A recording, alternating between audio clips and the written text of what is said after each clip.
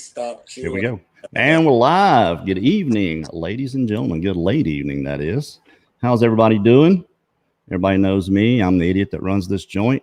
With me, as always, my awesome co-host for the late show, Mr. Bradley Hatcher. How are you, sir? Doing okay. I'm glad you're doing well, Kerry. I'm doing all right. Getting some sun out here. It's awfully sunny and hot, 105 degrees today. It was fantastic. That's all? Yeah. Yeah, that's all. Our guest for this evening, he's a researcher, a Bigfoot researcher, and an eyewitness, Chad Argotanza. How are you, sir? We lost him. Ruh-roh. Don't hit the red X, Chad. He's back. All right. Wow. Don't hit that red X, man. No. I don't touch anything. You're getting out of nowhere. The theatrical entrance. That's We're it. already having problems before the show, so. Well, people are kind of pouring in here. We'll give them just a minute. Just remind everybody, please keep it clean for us in the chat. This is we try to keep it family around here. We know we got some kids that watch the show, so just keep that in mind whenever you're making your comments. We appreciate that. Got the absolute best moderators on YouTube. Period. We're gonna take questions for Chad a little bit later. Just remember to make sure you put them all in caps. It makes it easier for me to see them. I can catch them sometimes when they're not, but it's just if you want it to be seen for sure. And another thing, your chat on YouTube is different than the chat here. And sometimes it's just going by so quick, and it only goes back 50. So it's hard for me to go back sometimes too. And so just keep that in mind whenever we're doing the questions. We don't skip over anybody intentionally. The only time I skip over a question intentionally is when it's something that we've already covered. Just trying not to be redundant. I don't know what that noise is we're hearing. It's not with me. Okay. It's gone now. It was some kind of squeaking. It's not my chair this time. Is it not my chair? Okay. So, okay. We're going to get into this. Chad, you've been researching for how long? About 37 years. That's quite a long time. And I know you've had an experience with one of these creatures and you do research. So I'm not going to try to date you and throw your age out there, but you've been doing it for 37 years. You're not a spring chicken like the rest of us that are on here. So what about, did you believe that y'all don't hear that? I don't hear it. I hear it. It's like a squeaking or something. It's gone now. Somebody said Okay. It's me that's squeaky. Is it you? Oh, I don't know. Let me double check. Let me mute you right quick. I got you muted. I don't hear it now. Sorry for the technical difficulties, ladies and gentlemen. Okay. It's good now. Okay. Sorry about that, Chad. Okay. So, these are the normal questions we usually ask our guests. How did you feel about these beings before you ever had an experience? Or, what kind of got you started in this? Well, I grew up in Missouri until I was 6 years old. I'm sorry. Hey. So, I'm a Mississippi boy, I can't say a word. At least you're not an Okie. So, moved to Washington State, to Puyallup, Washington, for those who know what the Puyallup Screamer is. Heard that. Yeah, it's a recording of a Bigfoot, and I don't know where it comes from. So if anybody has the information exactly where that's at, I'd love to know where that's at. Because let me tell you, I ran every bush and tree in Puyallup.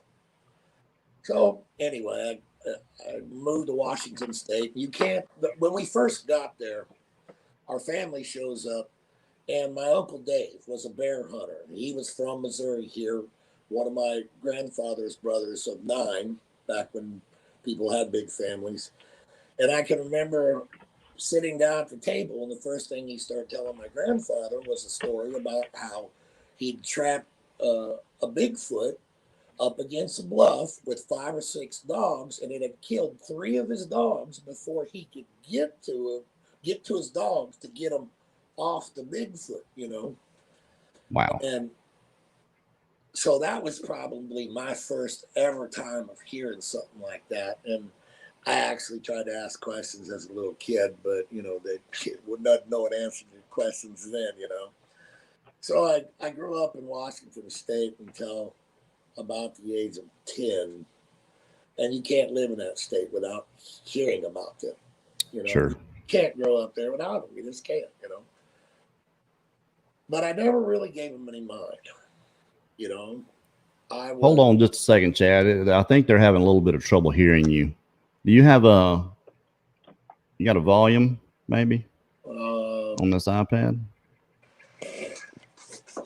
How about I sit a little closer? We'll see.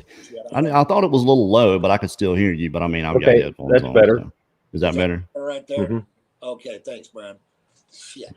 What the hell's bells? Okay, so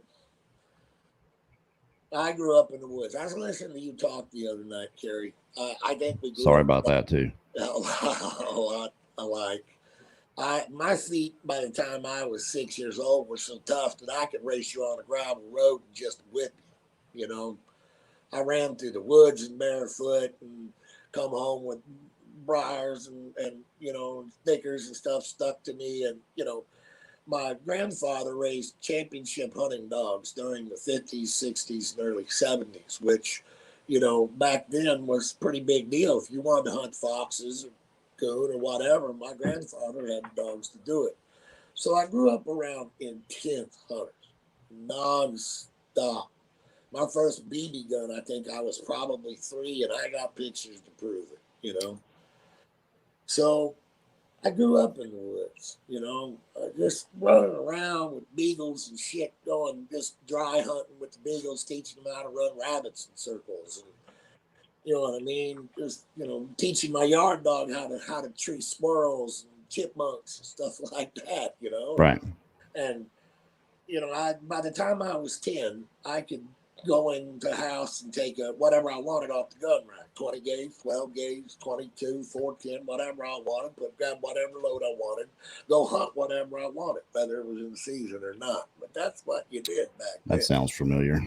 You know? The whole thing, actually. Yeah. So you know, I was a country kid. You know, I was born, I had an outhouse outside. You know, I'd sit outside. My mother did when I was born. You know, we were country. Sorry, baby. You going to bed?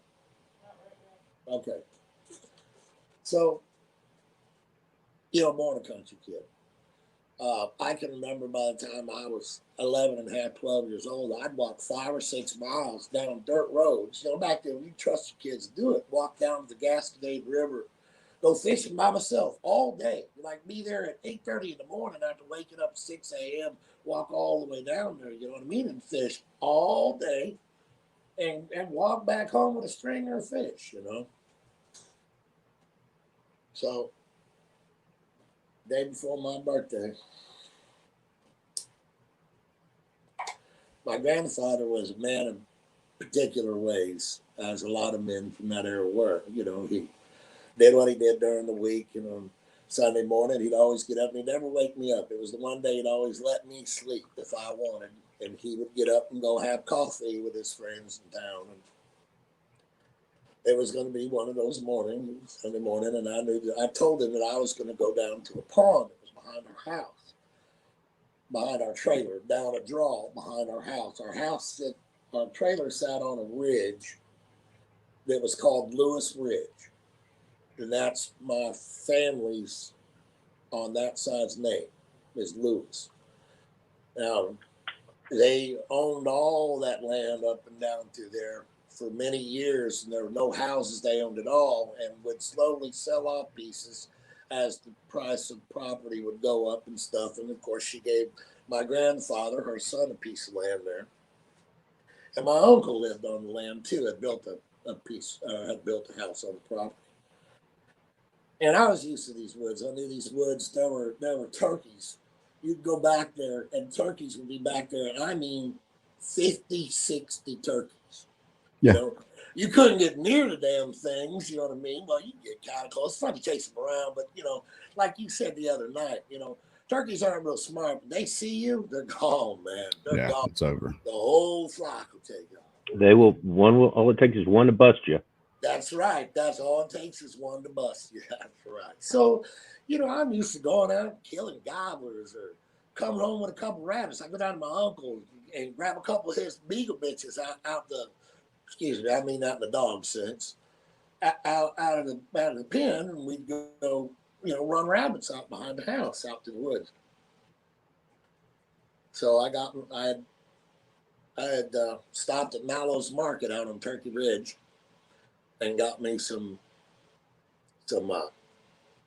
livers and froze them overnight, and got it the next morning, and Grandpa was gone, and I had a little Zebco lightweight little spinning reel that I used to flip for sunfish and shit like that, because I'd go down to the pond and I would start with a couple livers or some worms or something with two poles out. You know, I'd throw them out and put them on two forks, you know, and I'd walk around the circumference of the pond flipping the whole time. You know, I mean, just catching whatever, just I could catch, you know.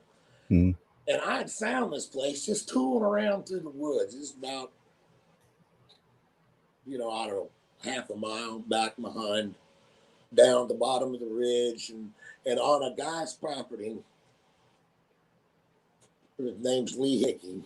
I'm sure he's gone by now, but so it was technically, I guess, Lee Hickey's pond, but we all called it Chad's pond, my pond. I found it. You know what I mean? We fished it, and we would slip around in it. You know what I mean? Because, you know, it isn't like, because we'd ask Lee if we could go to the pond and fish, you know, and that type of stuff. Of course, you know how it is. Sure, you boys go and fish, but you didn't want to go down and go through his gates and all that and up to his house every time. You just want to slip down over the ridge and go fishing with him, you know.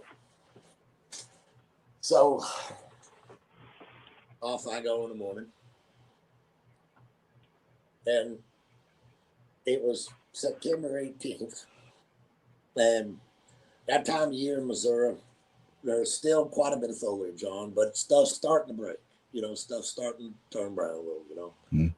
And the spiders down through that valley, there's cedars that over the years, as the water had rushed down on both sides of the draw, the cedars that were there had populated all along the stream, you know, not temporary stream that comes down off the draw. So when it rains real hard, you know, water rushes hard down through that valley, down to that draw, and it just creates nothing but gravel. You know what I mean? It's just, who knows how many years it'd been running like that, because it's just nothing but gravel in it. You know what I mean? Mm. And so I would always come down and I'd enter the mouth of that right there at the bottom of the draw. Try not to back up too far, Chad. We're losing your volume a little bit. Sorry. Trying to. Anyway, so yeah, I would always make it down the hill where we'd already stripped some trees and the cesspool was behind the trailer and stuff like that. You know what I mean? There's probably a good 150 yards from, say, the front of the trailer door to the back of the wood line where the first fence was at. Okay. So it's pretty easy moving to there. And that fence line was just kind of down just over the hill a little bit, you know. And I'd step over that fence, and I'd step down into the bottom of the draw, and at the mouth of that creek there, that dry creek that would only run when it would rain like hell. And on each side, it was lined by cedars. You know, they'd been there for years. You know what I mean? The cedars had just grown up, and they just lined the whole thing just perfectly, you know. And it was all amongst a bunch of black oak, white oak, and pin oak too. But the cedars were real thick down that creek bed, and then out into kind of in the field beside the pond. So you went down the creek bed, and it went just basically as straight as the arrow as it could be. And it went for about, say, 200 yards. Yeah, 200 yards. And you wanted to stay in the creek because in the summertime, the spiders, crap, and the dents, it was just In nasty. September, especially, yeah. It was just nasty. It was just nasty. So the creek was actually an incredibly cool way to get there. It was a little bit loud. You couldn't slip up on a deer, nothing like that, you know what I mean? Because you crunched that gravel the whole damn way. But, you know, it was a real easy way to get down there and not get cockleburs and seed ticks all over you and stuff. Because it sucked. Go down there, catch a little bit of nothing, come back and you got 500 seed ticks on you. You know what I mean? Mm-hmm. So there's no fence down there about 200 yards. And I mean, it was old, maybe 100 years old. I don't know how old it was. It was extremely old. It was the old, what my grandfather called cowboy wire. If anybody knows what that is. You working out in the oil fields, you might have seen something before, the old cowboy wire. He stepped over the fence, and it was right there, had another 25 yards of kind of being in the cedars, and then it came out into the pond and kind of looked like a stump, you know, coming down your esophagus, kind of shaped like a stump. And off the high bank over there, over the bank, it was about 40 yards down the ground, and that's where Lee Hickey's driveway came up to his house. And on the right, like if I'm looking, I've just crossed that fence and I can see the pond real good down in front of me. There's a hill right here to my right here. And it's on a grade about like, shit, I hate this. It's on a grade about like that. 45. Yeah, about 45. A little steeper, maybe a 50, right? And it's a good 200 yards long. I mean, it's a good old Missouri Ozark hill, you know. And it's Foothill. Yeah, and at the top of it, my grandfather had used that as landfill. That's hush hush secret, but Not anymore. not anymore. Yeah, poor people that are living there. I'm listening. So I knew the area well, and I set my poles, and I've been in the woods plenty of times in that area, and had just the typical weird shit happen, you know, that you just completely talk yourself out of. I'd had, you know, I can't really even think. It's just weird shit, you know, weird noises, branches that seem to come out of nowhere, or pebbles that seem to come out of nowhere. Hey, I appreciate you being colorful, Chad. We do try to keep it clean on here if we can. I'm not coming down on you, man. You know, it's just the S word, no big deal. But we do appreciate that. We do. Oh man, I'm so sorry. That's okay. No need to apologize. No need to apologize. We kind of cut it off here. But on to your encounter story. I apologize. People get on to me for interrupting all the time. And you know what? I'm not a professional at this. Yeah. Simple as that. YouTube is an amateur platform. Thank goodness. Thank goodness. Yes. So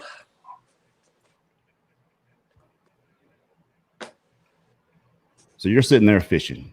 You got two poles out. Both my poles in. It's about 11 o'clock in the morning, something like that. And I'm flipping around, and I sit by my poles for the first 10 minutes, and I don't remember anything happened particularly, you know.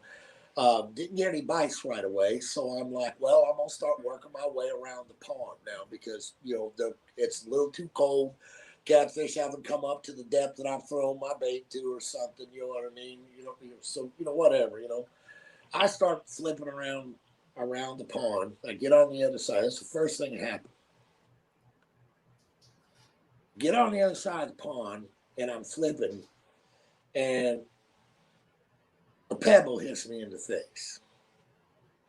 I'm standing, and I look around. There's black oaks pinnacle all around me, and there's a few bigger pines and some cedars, and a pebble hits me right here in the face. I mean, right in the damn face. I almost said it. And you know, if this would have happened that day, that would have passed into memory. But because what did happen, you know, it makes you think of all the other times when you're in the woods. Like one time on a Cannon Range, when it doesn't matter, I'll go back to the story. So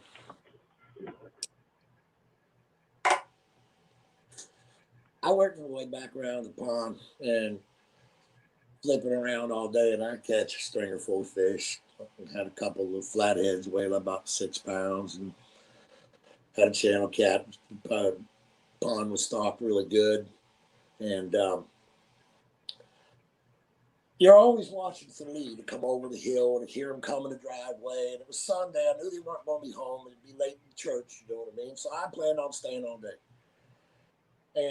And we'd had Lee come up over the side of the hill before when me and my uncle were there and catch us, you know, without asking. So I'm watching all day, but so I'm sitting there and I'm thinking I'm getting ready to leave anyway. And I hear behind me up that hill, and the sun is now setting right over the top of that hill. Okay. I mean, if you turn around and look, you're looking and look up the hill, you're looking straight at the big orange yellow sun, straight in the face. Okay. So I hear what sounds like a man running down a hill fast. You know, that cloppity, cloppity, cloppity, cloppity, cloppity, you know, like the man's running up behind me fast. You can feel it, you know. And I turn around and the sun kind of blasts me in the face, and I think I see Lee. And I turn around to grab my stringer and I say, "Oh, Lee, I'm getting ready to leave right now." And I turn around and there's nothing there. There's nothing there, but it's right by the corner of the hill as it goes up. It's hard for me to explain. You could still see it or hear it? No, it had to have come down the hill and then jump back over the side of the hill where Lee's house was at, because it knew Lee wasn't home yet, that him and his wife wasn't home. It's what I'm trying, what I figured out over the years. And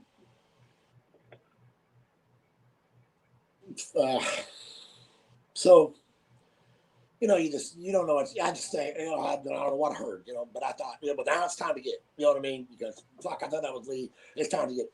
I grab up my stringer and my tackle box in my left hand, and I got my flaying knife, because sometimes I just flay them out because I didn't want to carry a big heavy stringer through all them damn woods. It gets caught on shit and stuff, you know. So I'd actually bring my flay knife with me, and plus I use it to, you know, cut up sunfish and shit like that, you know, so I could just keep flipping, you know what I mean? Keep feeding the catfish.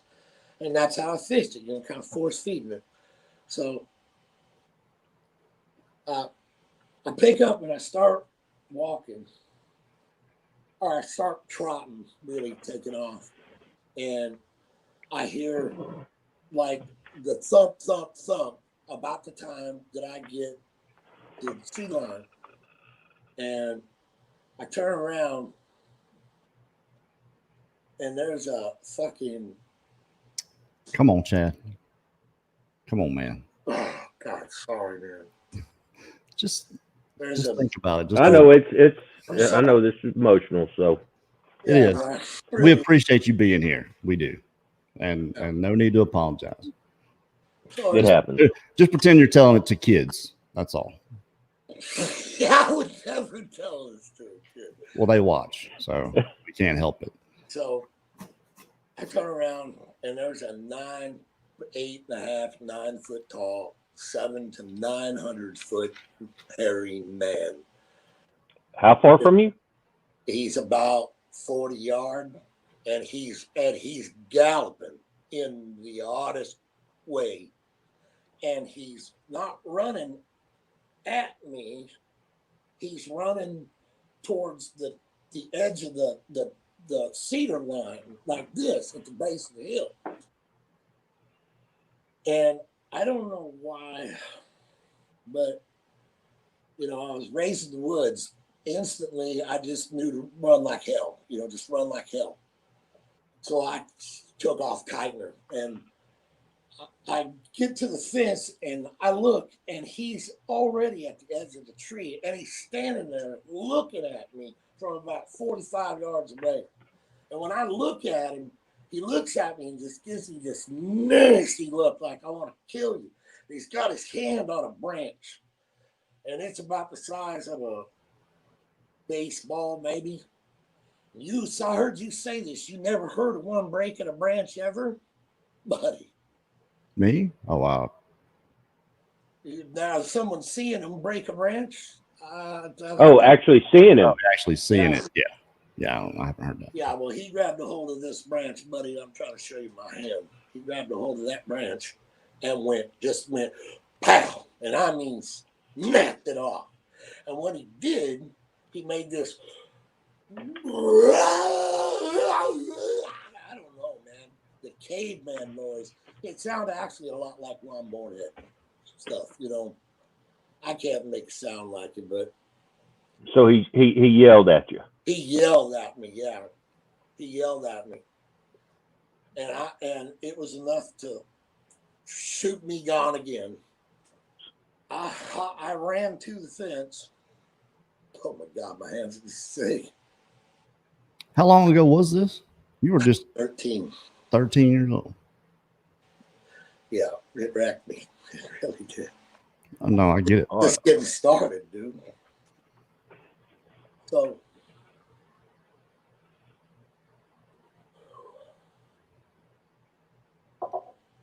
I run up to the fence, and I hop the fence, and as soon as I hit the other side of the fence, I was in the cedars, and I knew that I'd probably get a good look at him off to my left. That's what I did. I always went through there low anyway, but I got low where you can really see underneath the cedars, and he's waddle galloping along the edge of the tree line. So he's paralleling you. He's paralleling me. Yeah, that's right. That's right. He's paralleling me. And I stand up and go to bolt, and I bolted about 5 feet. And right to my right, I suddenly hear a south one. Look to my right, and there's a brown one. And she got areolas. So Mama was there. Female. Yeah, I don't think it was Mama. I think it's little sister. And I don't think it was a mom. And a little one, a darker one, right beside her. She pushes it back as we meet eyes. She pushes him back and screams hideous like, and snaps the branch down in front of her and backs off, like snaps it down and backs away and screams. As soon as she does, I hear Big Brother over here, and a log comes flying through the cedars there, you know, and hit me, but not real hard, but hit me. I jumped and bolted again, and I ran probably 40, 50 yards, 40, 56 yards. Enough that I knew that I'd made some distance. I had to know where the predator was at. So he hit you. Hold on. He hit you. He hit me with it. Through the cedars, he hit me with the piece of tree. Yeah. He hit me with it. Wow. And so I look, and he's out there. And I'm thinking I'm going to die, you know, because it's so big, man. And I got one on my right, I got one on my left.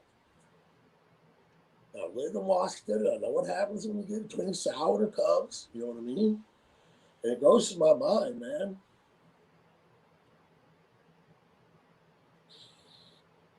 Take your time. Yeah, give me a second.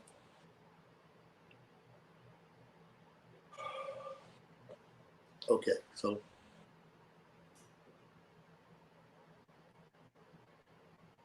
take off running again.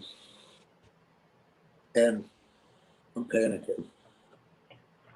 I don't know if I'm going to live or die. And the next few minutes, you know, next 30 seconds, 45 seconds, a minute are really kind of chaotic, you know. I didn't hear anything else more to my right. But he's running along throwing branches at me to my left. And I'm just about to the end of the creek. And then I'm opening the pin oaks and black oaks, you know, I don't have this wall, you know, of either's between me anymore. And I just thought, if they come at me, you know, I'm just going to try to stab him. And I don't know why I held on to everything. I do know why, because I thought, you know, if he comes at me, I'll shove my tackle box at him, you know, or, you know, give him something to, you know, drop him, you know, to drop him, you know, maybe, I don't know. So I decided it was time to, you know, like risk it all, you know, because he was growling at me. He was still growling at you this whole time. No, he only growled at me twice. It was right there at the very end. Okay. And the last time he growled at me, it was just fucking inhumane. It was inhumane. It didn't sound. It sounds like a seal. You ever heard of seal? Mm-hmm. Yeah. That's what it reminded me of. That great big body and that noise coming out of that body. That's what it reminded me of. That Almost sounds like they're sucking in. They're doing it. You know, I can't, you know, but yeah. Yeah, it's strange. Yeah, you can feel it too. There's no doubt about that. So we're still running at this point, I'm guessing. You're trying to get to the house? And I'm trying to get back to the bottom of the draw where I can get up to the house, right? And I get to the end of the creek, and he finally throws a piece of log that's about 4 foot long, maybe 3 foot long, and about as big around as a baseball. And I intentionally wasn't looking at him. I didn't want to look at him. You know what I mean? I just didn't want to look at him anymore, you know? I don't blame you. I want to run, man. You know, just want to get away. And, you know, I'm so proud of the little kid I was. You know, God, what a, you know, proud of that little kid. So I took off running. I get to the end of the creek, and he just nails me right in the middle of my forearm with it. And it pushed me over and made me drop my stringer in my tackle box. And I looked up at it, and I don't know if it said this or if it said to me in my head this. But I kind of understood that, you know, I wanted my fish, and so I left the damn fish and snatched my tackle box back up and just took off, kind of super legging it up the hill. And I got up about 80 yards, and I could tell they weren't following me. I realized I did my business in my pants. And I turned around, I looked below me, and he's standing in a cedar tree, in the biggest cedar tree there, right there. Mm-hmm. He's standing in it. And when I say he's standing in it, You mean in it? Like he's in the tree. he's in the tree, like with no displacement, freaking head sticking out through the limbs. He's in the dang tree, man, and the tree ain't displaced. Like he's a part of the tree. Like he's a part of it. Like he's growing out the side of the dang tree or something. That's weird. And he turns and looks at me, or he's already looking at me. And right above his head, there's a white orb about that big around, and a red orb about that big around. And they go pop, pop, and he just disappears. How far away were you? That's about 80 yards. That's about 80. Were the female and the little one, were they there, or did they backed off, or? No idea where they were at. And it's my guess that had Junior known that I was that close to her and that little one, he might have just sprinted right in there and just pulled my arms off. You know what I mean? Yeah. Because they couldn't have known that I was going to be right there on them because there was a big wall of sea. If they weren't watching me, they couldn't have known that I was going to be wondered where I would run, I would think. But maybe if they'd watched me come, they had to watch me coming out of there before, you know. And yeah, so Did you have a bunch of fish, or like a normal amount, or? I had 5 or 6 on the stringer. Yeah, the next day, I got up enough nerve the next day to go out by the fence. But I took a 20 gauge with plug out, 3 1/4 inch high magnum sabots in it. And I walked out to the fence, and my stringer, old metal stringer, everybody knows what I'm talking about. Yeah. One of the teeth was open and driven into a broken log in a tree that was about, in a black oak, was about as big around as a watermelon. It had been pushed down the hill, and the stringer was drove in the top of it. Without like fish. Yeah, like here's your stringer back. Yeah. Yeah, like here's your stringer back. Thanks for the fish. Well, what do you think what do you think angered them? I mean, they obviously wanted your fish. But what do you think you did? I don't think I angered them. I think that I've given a lot of thought to this. I think I fished there all day, and I kept my stringer and my poles in sight all day. So they never had a chance to just run up there. And even when the pole was bent down, I go running back across, all the way back across the pond, you know what I mean? Because I had them set good, you know what I mean? You couldn't get my poles to water unless it was one heck of a fish. And then I would be wading in that pond to find not only my pole, but the fish at the end of the line. You know what I mean? Yeah. So, you know how hillbilly is, that's my pole.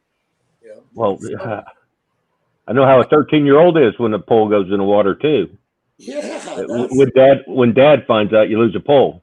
Yeah. That's right. Yeah, and I didn't have money to go buy little ultralights. They were kind of new back then when I was young, little ultralight flipping poles, for crappie and stuff like that. But I think that I didn't give them a chance to get at my stringer, and I didn't give them a chance to get any of the fish, and that they wanted my fish. And like, we had horse feed sitting out that my grandfather would say stuff like, "Why you keep feeding that horse so much?"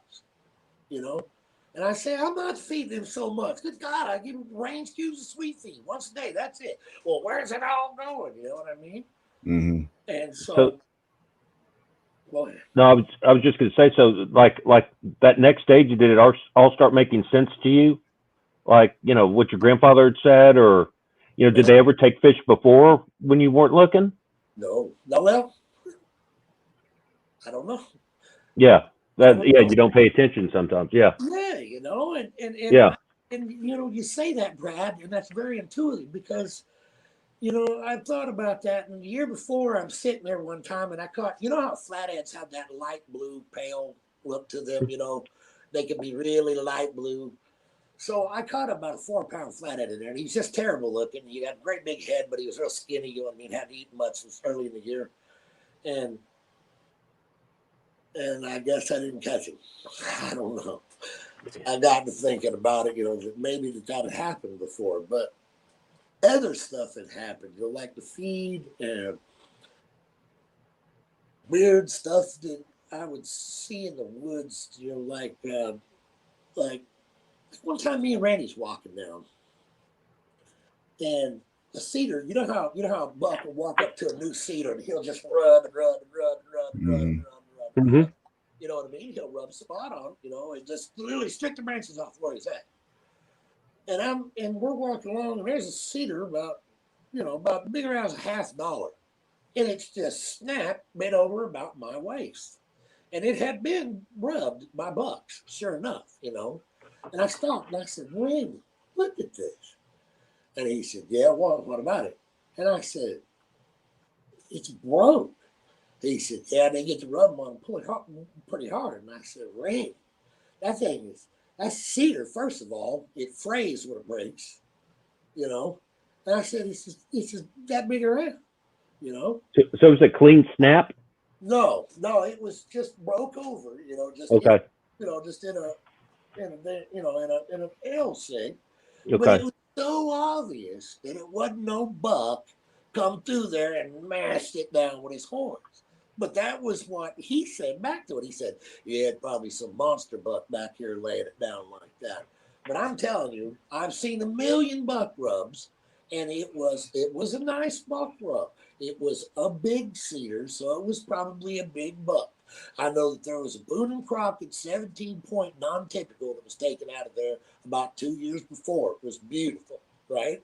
So, I'm So not it was easily explained.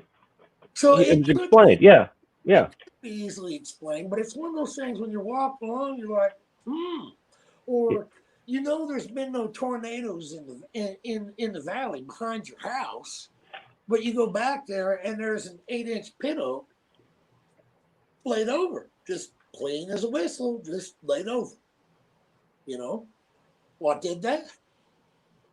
Well, it was stuff enough to make you notice and kind of just file it in the back of your head because it didn't look right, but you could kind of explain it, but it still didn't look right. Oh yeah, it's once that happened, I went home that afternoon, and my God, I didn't. So the day before, I have to say that my grandfather may have seen it, and he took it to his grave, and here's why. The day before, we go out the house, down the gravel road, not on the T highway, and we just start to turn on T highway, and on the left-hand side, as you're going down the hill toward the entrance to Lee Hickey's driveway, there's an old apple tree up on the hill above us. And it's out there about 100 yards. My grandfather's taken me to it several times when we've been out there when I was a kid. He explained it was from an old house place that must have been back there hundreds and hundreds of years ago because none of him or none of his brothers or his mother or anybody knew where the apple tree came from. So we turn and start to go down the hill, and my grandfather turns and he says, something along the lines of, B, there is no way, right? And my grandfather was a man of very few words, really. He was a real quiet guy, There's a hunter, and a sportsman, and Sounds like my granddad. Yeah, Very quiet unless you're in trouble. Yeah. Oh, yeah. Yeah. That was when you go cut your own switch. I've done. Yeah. Yeah. So, anyway. Yeah. So I say, "What, Grandpa?" And he's slamming the brakes. Now we're on a downhill, like at least a 45, and you can't see back behind us for 100 yards. And he snubs it to a stop, slams it in reverse, and we go flying back up the highway backwards. And once he gets up where he can see that hill, he slams it in park, jumps out, and he's looking. And I'm going, "What, Grandpa? What? What, Grandpa? What? What is it? What is it?" He stands there for about 10, 15 seconds, and he jumps back in the car, and we take off going back to St. Robert and going out to eat breakfast in the morning. And I kept asking him, "What is it, Grandpa? What is it?" He wouldn't tell me, right? Now, you fast forward. So was this after or before your encounter? The day before. The day before. A little foreshadowing there, yeah. Now, you fast forward now to when I'm about 16 and a half, 17, and I'm back living in Missouri with my grandfather. And I told him what I saw, and he's already told me, "Oh, hell, you saw a bear. Oh, hell, that didn't happen." Just you'd have to know him. But, you told him what you saw. Oh, yeah, I told him what I saw. Yeah, I told him what I saw. Yeah, he brushed it off. And he did it, and you don't realize at the time,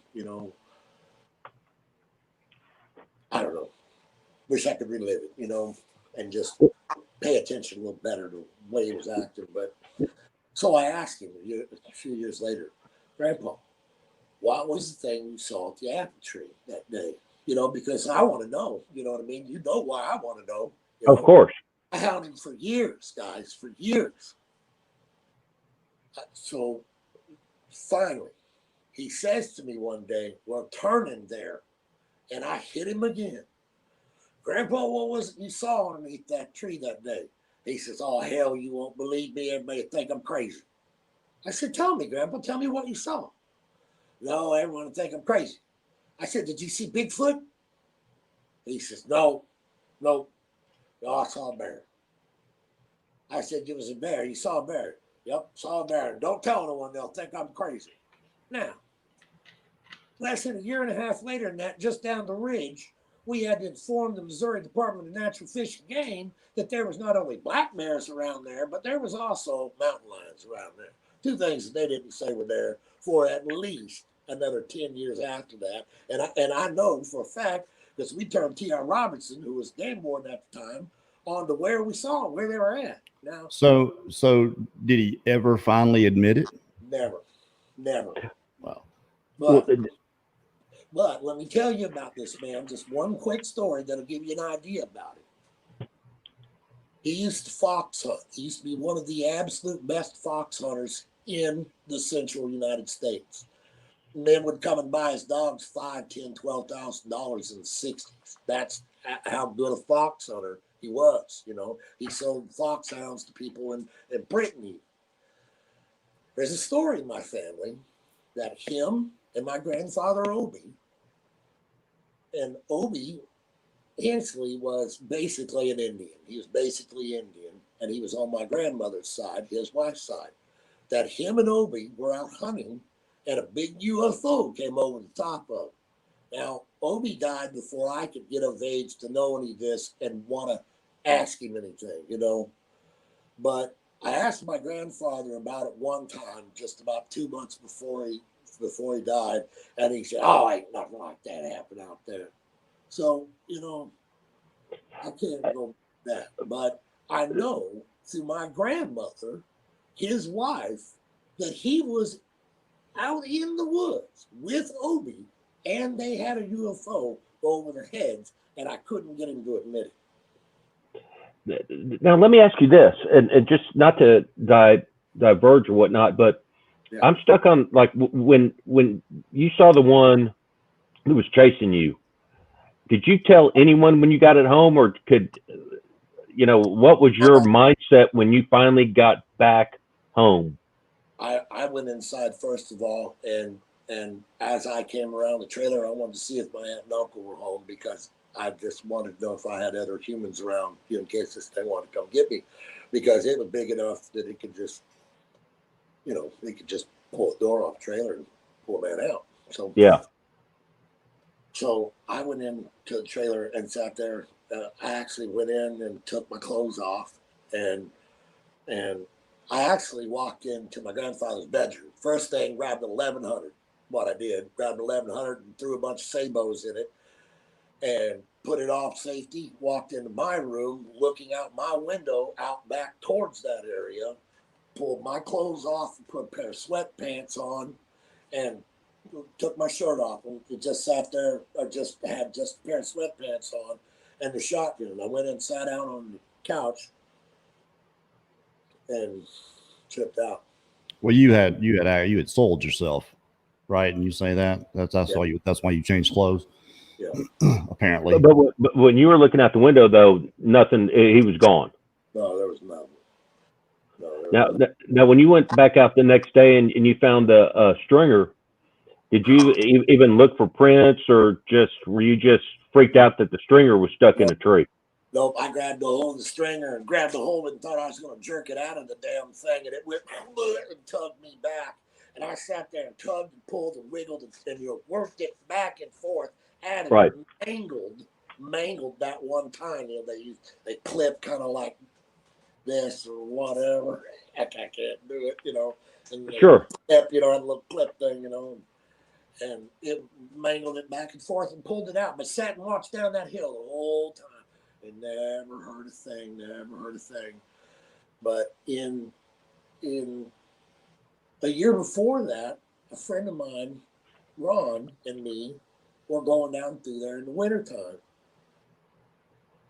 And and I know everyone's heard this one, but we're walking along and we're gabbing, and I'm a hunter, and I hear, moving off, 70, 80 yards, whatever, to the wood, and I tell my, Excuse me 1 second. I gotta go. I got a dog barking. I'll be back in 1 second. Yeah. Go ahead. but I say, hey, Ron, quiet down. You know what I mean? Just listen. There's a deer out there, and he stops, and it stops, and I'm like, I can't tell where it's at. It's not moving now, so we take off walking again, and he starts blabbing again, and I'm listening this time, and it starts up walking with me. That further down the ridge, down past where our well was at, and I grab a hold of his arm. I reach over, grab a hold of his arm, and I go, and we stop, and it goes, and it stopped. And I did that like 4 or 5 times, and eventually, I just, gave it no never mind. Of course, I was before all this, you know what I mean? But you go through all of the, like you were saying, you go through all of those incidents. I don't think I would have quite been thinking if there were kids out there in front of my hunting area like some people. Hey, where I was, I had every reason to believe that there, could possibly be kids out there. And you talk about being followed. I've been followed by a bobcat before, but I only saw him once. I heard him the whole time, and that's just how slick they are. I'm not saying that's what happened to you, but big cats. I consider a bobcat to be a big cat. Bobcats, panthers, things like that. They'll follow you. It's not. It's because they still have 4 legs. You know how when you're tracking deer in the leaves, they still have that back leg drag. That, and they come to that stop. Unless they're jogging, it's hard to tell. Unless they've got their tail up in a little trot going on, it is hard to tell. Yeah, but if they're just kind of walking, you can't tell they're doing the chick chick chick chick chick chick chick, through the woods. And this was going crunch crunch crunch crunch crunch, and it stopped. Crunch crunch crunch crunch crunch, and it stopped. But it ruined me, man. It sent me into a tailspin. I wouldn't go to school. I wouldn't. I would go back to my grandfather's house once I got sent back to Washington because I was scared of the monsters in the woods. How long did it take you to go back, or did you ever go back to that pond? Oh, I did go back to the pond. My uncle has a bass on his wall that's just short of state record from out of that pond. Oh, wow. Yeah. Yeah, I did go back to it, but I never went back to it by myself, and I didn't go back to it for over 2 years. And when I went with a weapon. But I quit going into the woods when I was probably 21, 22, just because I just couldn't do it, man. Well, you saw some strange things, aside from seeing a monster in the woods, you saw some very high strangeness. These orbs, you look back and this creature is part of this tree, or at least that's what it looked like at the time. Now, this is kind of the catalyst for you. Obviously this is what sparked all this, but you've done research into, there's that noise again. You've done research into that noise is killing me. Hold on. I don't think it's me. Well, I don't hear it. No, I don't hear it now. I think Brad muted himself. He did. And I just cussed, so sorry about that. We didn't hear you. We didn't hear you. I'm going to Hades for what I've said tonight. Nah, you'll be all right. Back, what was I saying? Oh, yeah, the high strangeness. Now, this is what kind of sparked your investigating this strange happenings with these creatures, right? And you showed me a book earlier. Was this something that you wrote? No. If it's copywritten, try not to show it too fast. Okay. YouTube's going to take all our money away. I'm just going to show you. This is the UFO Researcher's Guide for MUFON. Okay, that's fine. I think it is full of 1950s material and will teach you absolutely nothing. It's just the honest truth, right? Okay. It is people like this. Look, Yeah. Woo. teach people Walking among us. Okay. walking among us. It's by Dr. David Jacobs. A little So, like footnotes. Well, hey, Chad, real quick. One question before you get into that? Did your aunt and uncle ever see anything, or ever? my aunt Did believed me. She believed me. She was like, "I believe you, honey. I believe you. I hear some weird stuff in the woods all the time." But she never seen anything. I don't think. My uncle was like my grandfather. He said, "You just being chased by a bear or something. We know there's bear back here." And I kept telling him, "Man, he was on 2 damn legs. It wasn't no bear. 9 feet tall. You know." and then they changed the subject real quick on you. I know when I told my grandfather, the same yada yada yada, and then did you leave that? Then I'd get in trouble for blame something on that my cousins did, or he would change the subject real quick, and so would my dad. So then you kind of looking back at it now, you go, okay, why do people change the subject real quick when you ask them that type of question? Well, because they obviously don't want to talk about it, and they want to, So I would always get in trouble when I would say something. Tell you that my uncle. So this affected me really badly, right? So when I'm 18, Sure. I run off to the army. I want to go prove I'm a man and not a coward, So I go run off to be a killer in the military. I want the deepest, meanest job you can give me. So I went and got one.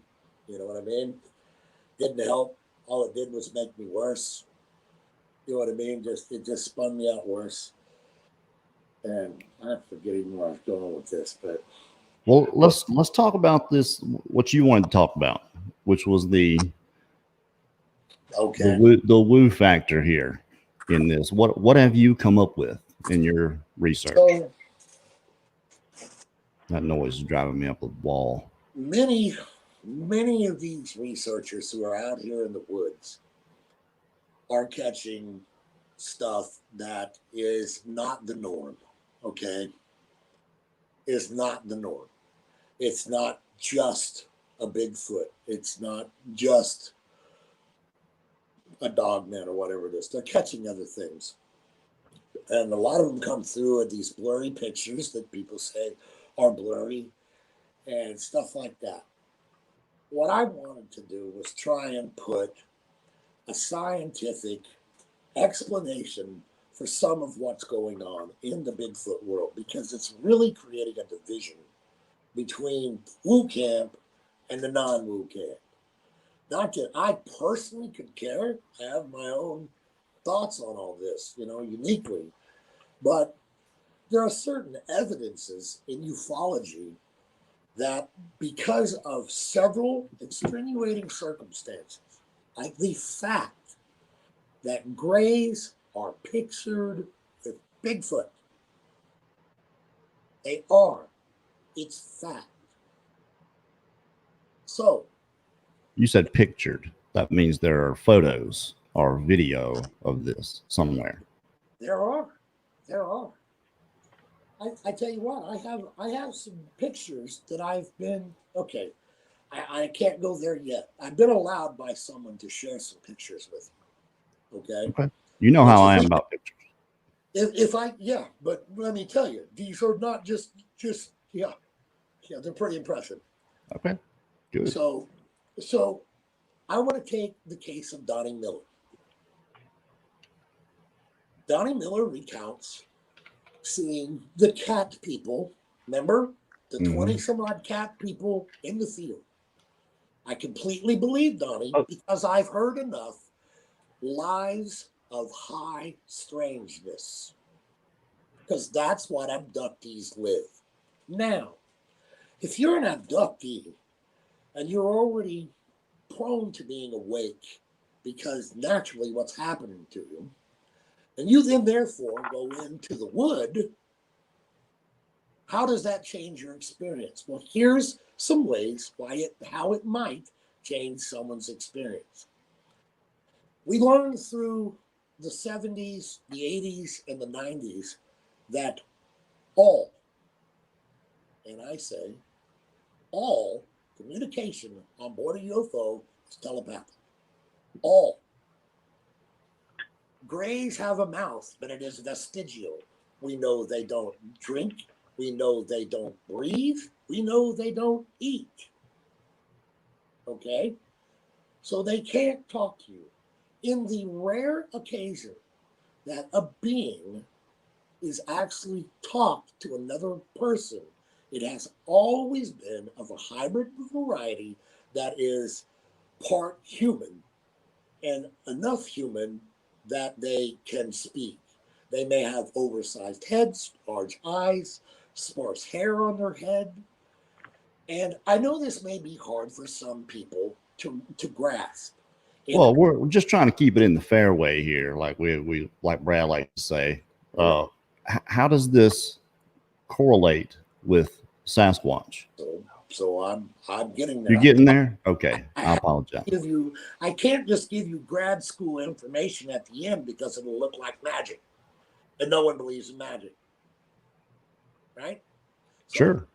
I guess. Unless I've been drinking or a little bit, but that's another story, right? Broad, so okay, so if all communication on board a spaceship is telepathic, if it all is, all of it, and there are numerous thousands upon thousands of abductee cases like this guy, Whitley Strieber. I'll just show half of it in case there's a problem. This is one of his books, Transformation to Breakthrough. Yeah, I'm pretty sure that's copywritten. That's all right. Sorry. So they'll just share the revenue with them. That's all. If there's any, the $20 that we make off this show. That's terrible. So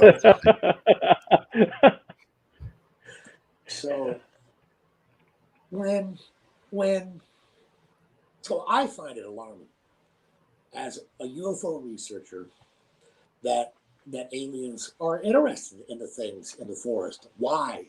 Why are they there? I know they have a genetic program going on here on the planet. I know all about it. I even know to some extent that they have in-game plans and how to figure out what Terminators are.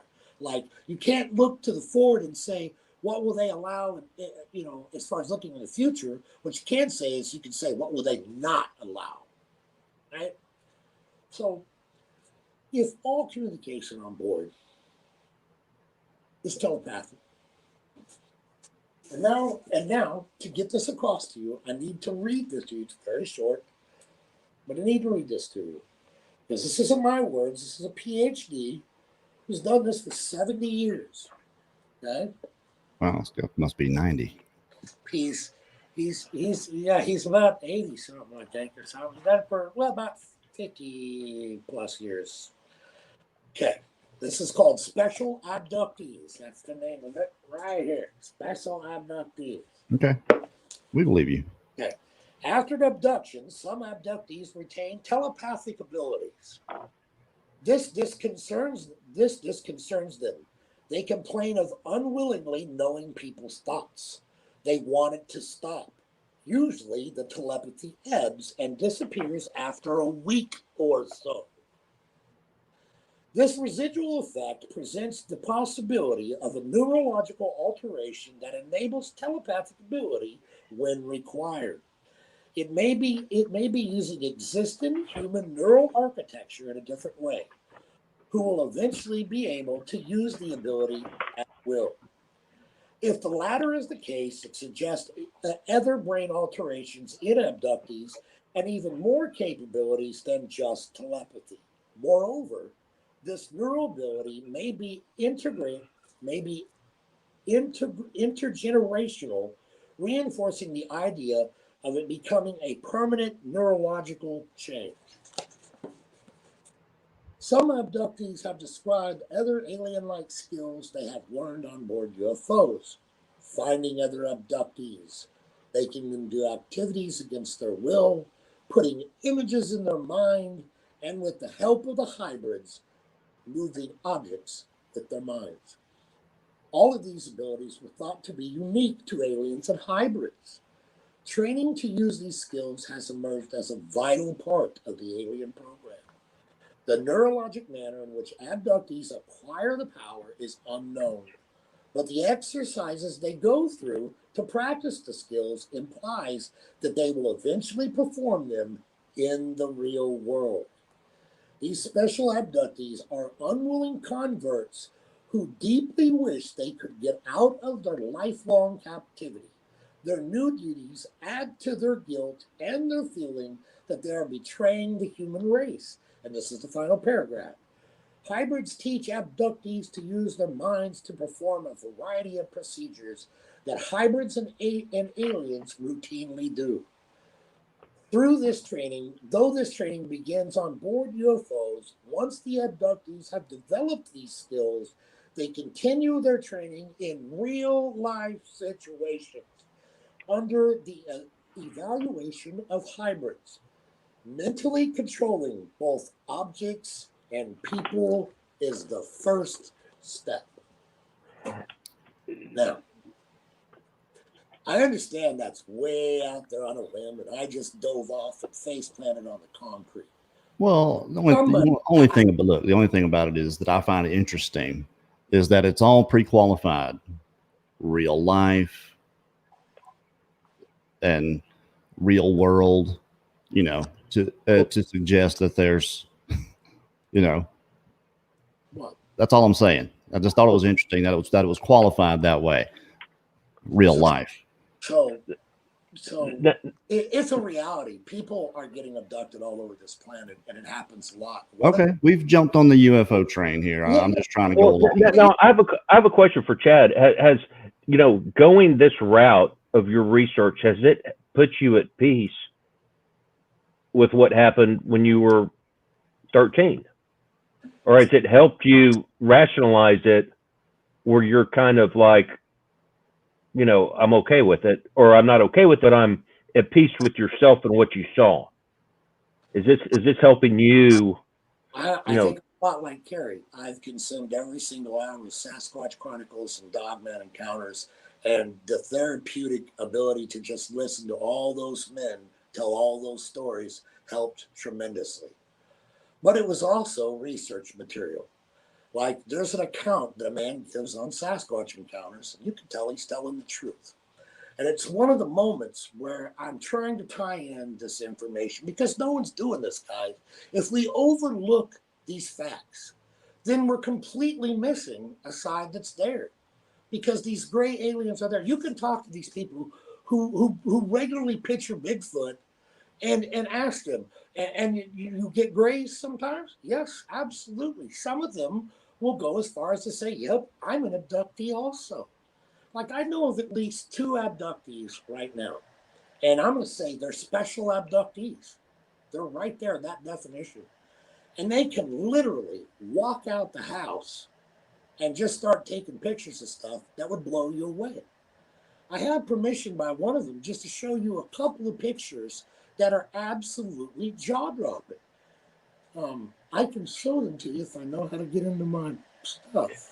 Well, while you look for them, let me ask you this: Are you, even, looking at Bigfoot, Sasquatch much anymore? Or are you kind of focusing now on the woo factor? I constantly research the both of them. It's okay. Go away from me. I got chased by one. I had logs thrown at me by one. You know what I mean? It's never going away until the day I die. I will always they are. Some of the harder things to figure out has been the difference between, say, a Sasquatch and a Bigfoot. I didn't know what the difference was for decades. Didn't know what the difference was. You couldn't hear enough stories to enough people talk intelligently, about what the difference is. Like Donnie's channel was one of those that kind of helped me to really solidify that what I saw was a Sasquatch, right? I mean, I'm asking you guys in a way too, right? It was that's what I believe. His face was black. Is out there. His face was black, and I mean black. And he had the face of a man. He had no hair on his face. Didn't look like Todd Standings, hairy faced dude standing in the bush. Did not look like that. He had jet black skin. And I can tell you that the skin reminded me of like a cow's nose. You know, the skin on the end of a cow's nose. Yeah. So Chad, it's like these two pictures on both sides of you if you're looking at the screen that Kerry has for Bigfoot Odyssey. Yeah. Like that. Like that. Right. Okay. Yeah, exactly. Yeah, it's like, look, it was like, you know, like, yeah, it was like a cow's nose, but wasn't wet and shiny, you know, but it was that same kind of leathery type of hide look, you know what I mean? Yeah. Yeah. I mean, that's one thing that, you know, that I love to say about this channel, you know, specifically, you know, I call it Bigfoot 2020 because, you know, getting people like yourself on here and like Donnie and stuff like that, you hear different things that might, you know, make you recall a memory, or it's something you just, you know, put back in the file until you hear something else that makes you kind of go, oh, I want to, you know, let me peruse down this path and check it out. Or, you know, there's, you know. So I was wanting to address something for you, Gary. I heard you say that you've had a little black thing or something running around in your house, you know, little stealth being or whatever it is. It's not little. Okay. Whatever it is. Okay. Well, let me tell you something that I find in my research with Bigfoot. If the aliens are in the wood where you're at, they're eventually coming to your house, and I don't know why. I'm still interested in the connection here. What are they just interested in the Sasquatch? Do they work together? I mean, what is your theory here on this? So you have to reason that if the mantis beings are genetically interested, it's amen. I'm not laughing at the mantis beings. It just, you said the word reason and mantis beings in the same sentence, and it just kind of struck me funny. That's all. I'm not trying to mock you or anything, man. I love you. Right. I'm glad. It was just when you said that, I was like, all right.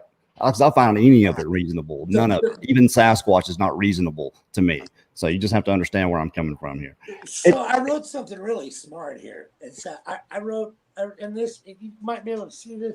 These are old. You know I love that I'm leaning forward. They're all old. You know what I mean? I mean, different pens, and they got coffee and Coke and stuff. I got piles of them, right? And I wrote something really intelligent here. I wrote, academia has abrogated the responsibility to investigate the facts to the public. Here's another one for you. I love this one. The separation of the ETs is the Luciferian tale. Literally.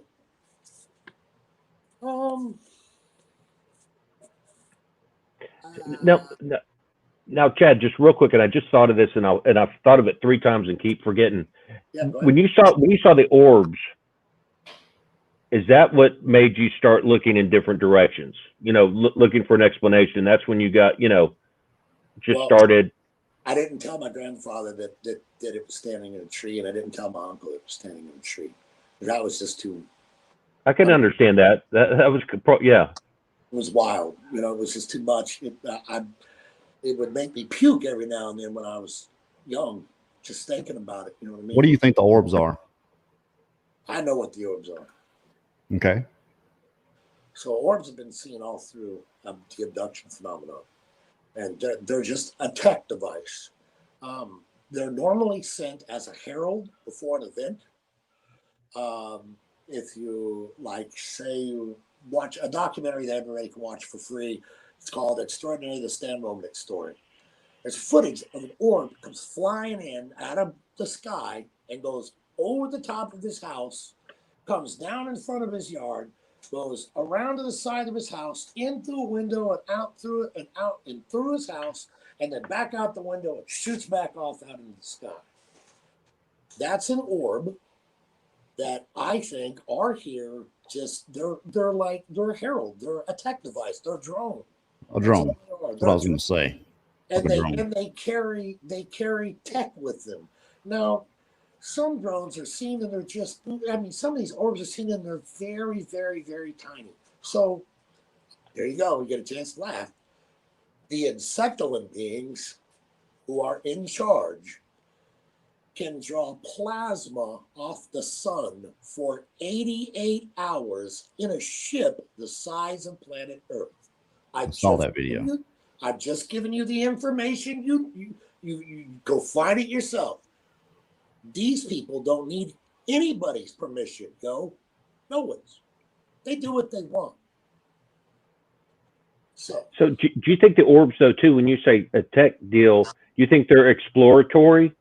Like they're sent out to, check out the lay of the land or something of that nature? Or I think the aliens don't want a 1,200-pound being drug out of the forest, made pictures of, and change things. That's what I think. And I think when a person gets around a group of them who already have grays with them, that's when the mind speak can happen. Because if grays are with these creatures on a regular basis in the forest, there is without a doubt communication only by telepathy. I just read to you in the book where human beings have come back from special abductees, have come back, and they can hear people think at their work. It drives them crazy. They're like, I know when guys are looking at my breasts, the woman said, you know what I mean? Just different things. They know what people are thinking. I mean, so, wow, what an opportunity that would be. You could hear somebody think, go to Vegas and play poker. True that. People just want it to go away. That's understandable too. I guess so. Ignorance is bliss in some arenas. Yes. That's. How long could you put up with it if it was a week long? Spend 2 days around 15 people? Yeah, and not knowing if it's ever going away would be another thing. But all right, we've come to that part of the show where we take questions from the chat. So if you got questions for Argotanza, put them all in caps for me, please, so I can say them. I saw one earlier. It was. I know I saw it. And thank you, everyone, for telling me how to do it with my iPhone now. I appreciate that. I'm digging the do-rag there. Oh, Brad. well, yes, it's good luck for you. Russell inspired me. 'Cause I was going to wear it one night. My wife said, "You're not wearing a do-rag." I'm like, so I said, Russell wears one, so now I can. So it's all good. Mary knows best. Oh, and by the way, I was going to mention this at the end of the show, but I'm going to go ahead and do it now. Thoughts and prayers for Brad and his wife. Mary just lost her father, and I know you didn't want me to do this here, but this is a community of family, and family needs to reach out to you. And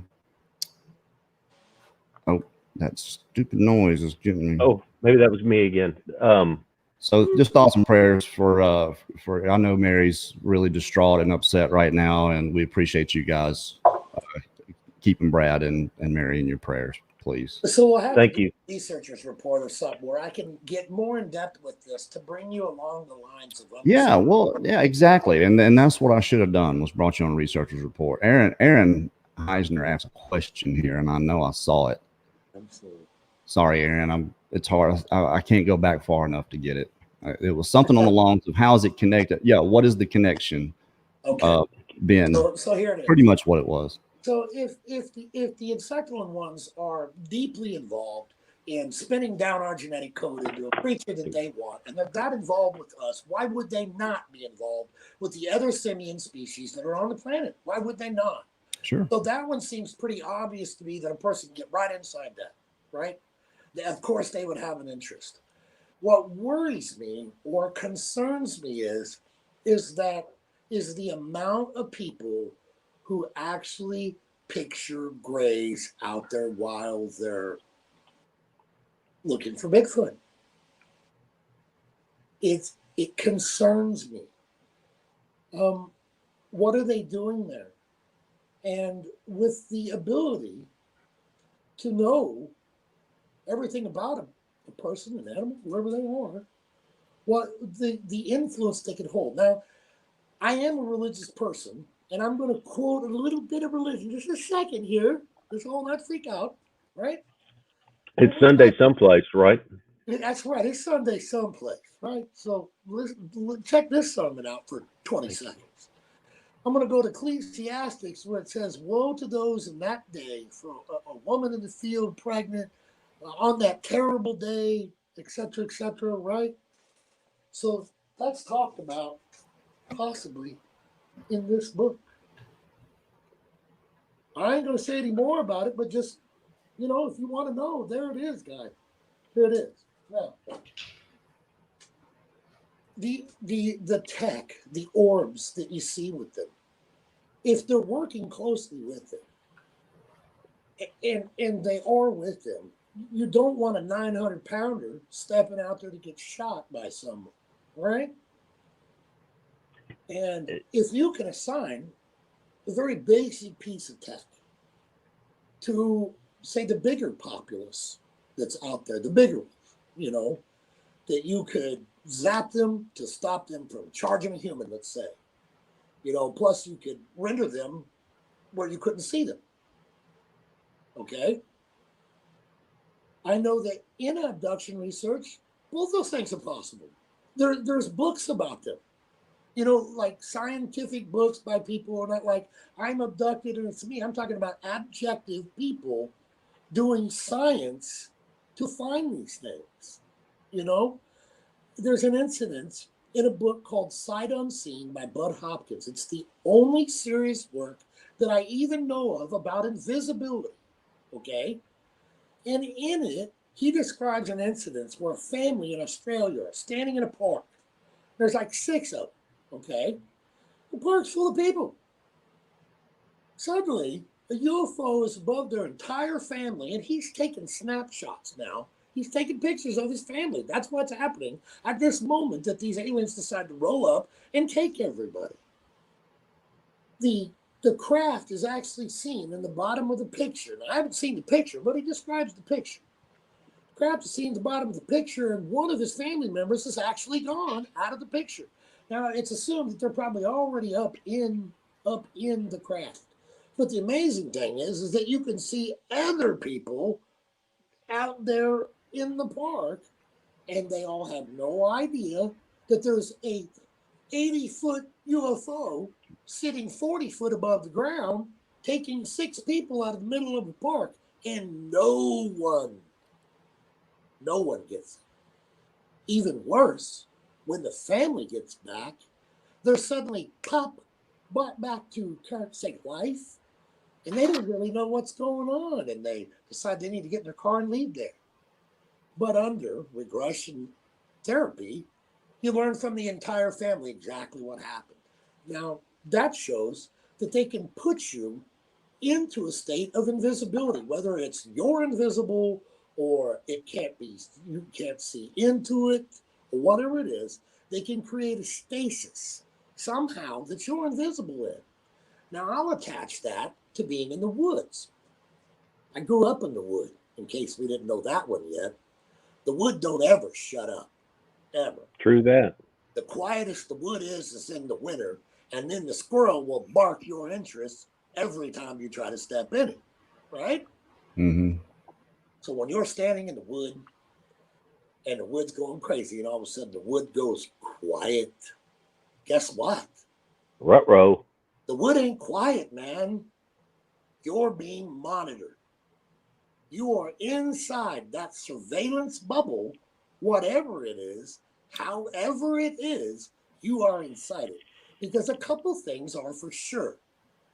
The wood don't go quiet. It don't. It don't go quiet. Even when predators are around, there is something screaming the predators out. The crow chases the hawk. You know what I mean? The squirrel announces the bear. You know what I mean? The wood doesn't go quiet. Well, I think that kind of works both ways, though, Chad. I mean, you got to think, like when it comes to crickets, okay? Crickets chirp. They're pretty much listening to each other, Right. okay? Right. Now, this cricket's listening to this guy over here. Something steps close to him, and he shuts up. True. Now he shuts up, and the one listening to him shuts up, and he shuts up, and all of a sudden everything's quiet. Okay, now, I've experienced that before in the woods, and it's a creepy feeling. Yeah. But I believe that is how that works. It's kind of like a chain reaction. Well, you've walked out to go squirrel hunting and had a damn, or you say you walked out to go turkey hunting and a damn squirrel sitting above you barking the whole time that you're there. Oh yeah, absolutely. Deer hunting. So there you go. But all I'm saying is when people are out in the wood and suddenly you hear nothing.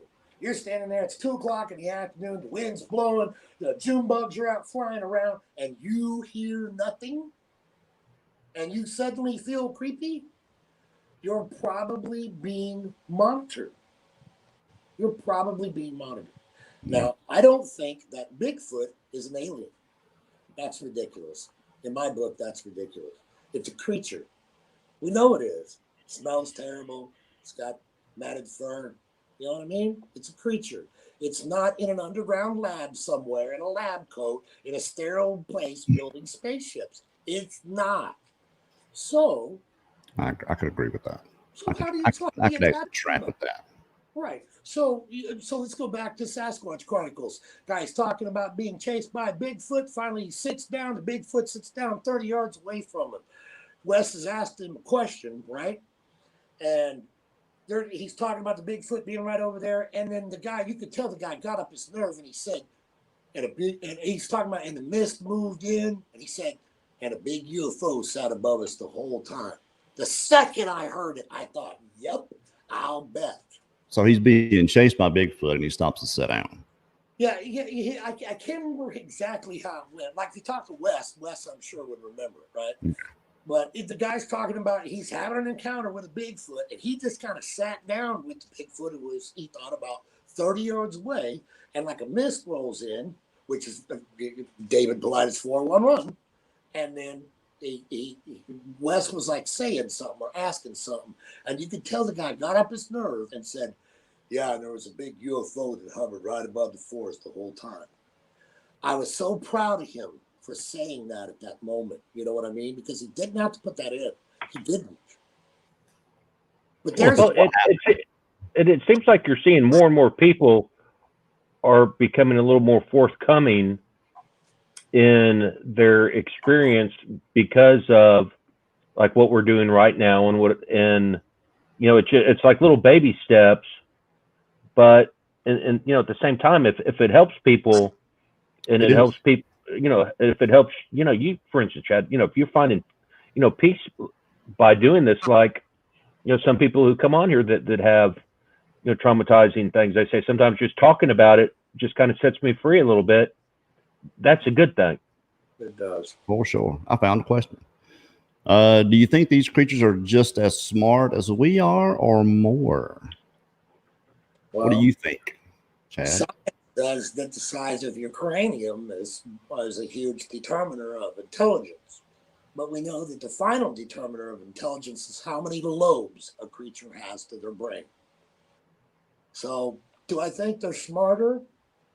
I would have to say probably not. Do I think they're as smart? Yes. Do I think they do math? No.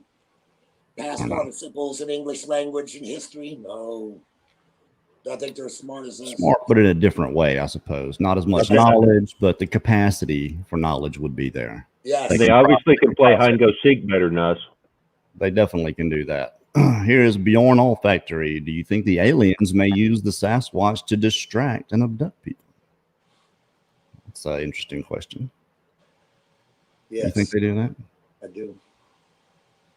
Yes. Bigfoot are a distraction. You know, Mark Barton kind of touched on that, you know, that the Sasquatch were just a ruse, that these other creatures, beings were, you know, on the periphery doing the bad stuff, you know. So I have an idea about that, and it's crazy. But, you know, you have to. That's for you, Brad. Thank you, Chris. I know. Here we go. Delta-born Flogron. Yes. Flogron. If orbs are Absolutely. drones, do you think they can recognize abductees? Do you think that's absolutely. the thing? And abductees will tell you. I see orbs all the time. I have a picture from an abductee right now that was one of the pictures I was going to show you. I can't figure out how to show you pictures. I can't figure out how to do it. Email it to me. I do that and still stay on here. We'll find out really quickly. We push the chat thing, no? BigfootOdyssey@gmail.com, and I'll put it up here. Well, he'll pop back. Hit the red X again. Don't hit that red X there, Chad. So, I mean, what do you think, Brad? You know, it's so far. I feel like I'm so far over my skis to even try to comment on it, because this is stuff that unexpected. I mean, heard it before, but it was his experience. Yeah, I've heard it before too, but I know that when I was a little kid, if I don't recall seeing orbs, but yet I know that I've been hunting before, and I have seen lights that you think it's somebody's headlight or a Q-beam or somebody dropped something, and then they're gone. But I don't know if that necessarily was an orb, but it's just kind of one of these things that makes you just try to recall, squirrely things. And at least that's how I look at it. But I've never, I might have seen one and don't know, but I find it fascinating to listen to. And you're hearing more and more people talk about it. So, yeah, I've heard a lot, especially now, a lot of emails about seeing the orbs, whatever they are and whatever they do. There's some kind of connection here, apparently, with Sasquatch. People are seeing these things together. I don't know what's happened to Chad. He's not back yet. So, Chad, if you can hear us, we're waiting on you, buddy. We got some more questions here. I mean, I think it's this is what I call this 2020. It's a discussion. We're listening to it, until kind of like what I like saying now, until it's in Wikipedia, or there's the government comes out and says yes, or it's if it gives other people courage to come out and talk about it, I think that can be a good thing. Yeah, Shevington, my job here is not to discount anything or outright agree or believe everything. We are completely and totally neutral here. What I try to do is draw out of the guest information for you all.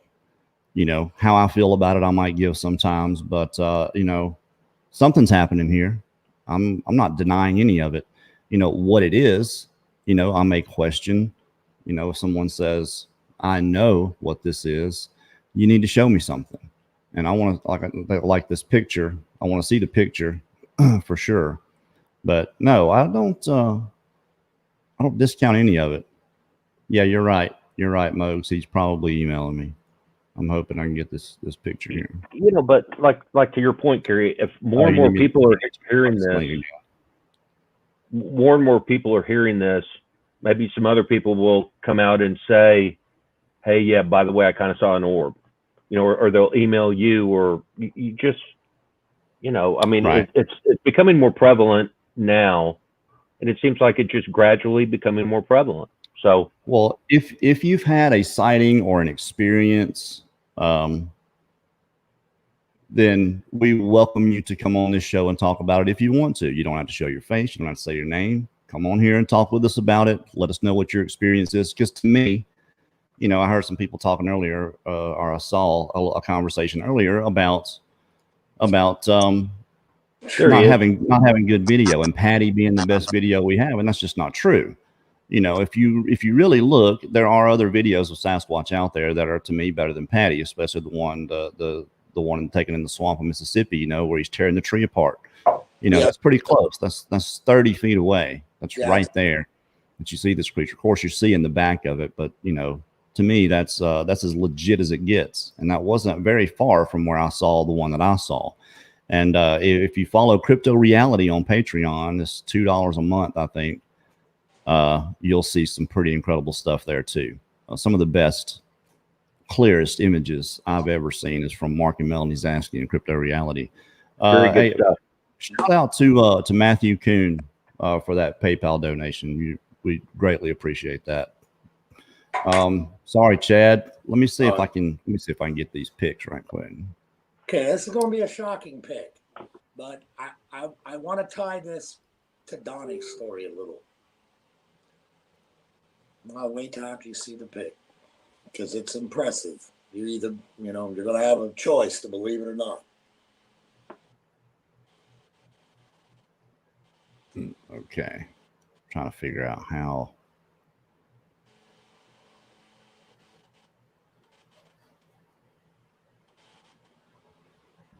I've got to open a new tab. So let's see. Let me see if I can copy. See, I'm lost. I'm glad that's you. You can always pull. You can always pull up your cell phone and show it that way if you can't get it to come up. You know, put it in front of the camera. But I also don't know how to. You see the pic, right, Kerry? Well, it's not letting me copy here. If you'd email it to me, I can use it. I can't drag it off a messenger. I wouldn't know how to. Unless somebody teaches me how to do it. You wouldn't know how to email it? I wouldn't. I mean, there's a little square with an arrow that goes up. Hit that, and then just copy it, and then go to your email and paste it there. You can do that. Okay, that works. Or you can send it to your cell, Kerry. Yeah, send it to yourself, Kerry. Because I'm computer illiterate. Well, everybody knows I am too. So. I mean, I'm super computer illiterate. Like I have mechanic syndrome. I pick up a wrench. Daniela always does this stuff. I was about to say that, but I figured I wouldn't. You just missed a good joke. I know, but my mind also went in the gutter for a quick second, so I had to. I just said I got mechanic syndrome. I just pick up a wrench and start bleeding somewhere. So I surely can't work it in computer. All right, I'll try to do this from my phone. We're sorry for the delay.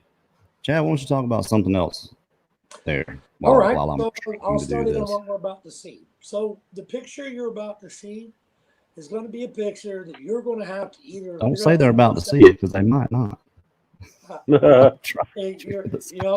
If you I can't see it now.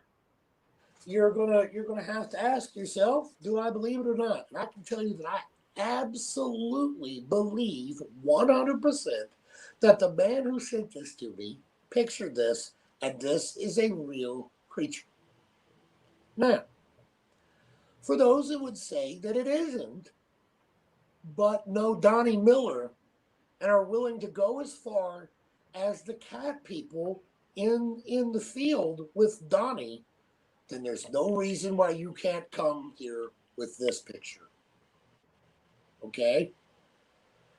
And I'm not saying that Donnie Miller is a special abductee, but Donnie describes having pine cones thrown at him and stuff when he was the last person on the bike. He describes getting up that morning from his tent with his buddies, and his bike's gone. When they go to leave, the bike is at the top of the tree. Not everyone else's bike. They don't get hit by pine cones. They don't get their bike stolen, just Donnie. And that seems to be apropos, if you know what that word means. It's apropos. Dr. Jacobs has a saying for special abductees and for abductees in general, and that's this. Abductees live a life of high strangeness. Okay? So that would seem apropos. Many abductees have strange stuff happen. I thought everybody saw little Bigfoots in the forest when they were young. I thought everybody saw little pictures of Can everybody see this? I'm sorry. Okay. Yeah, I see it, yeah. Is it big? Go to the one before it, the creature. Or just after it. This takes me a second to do.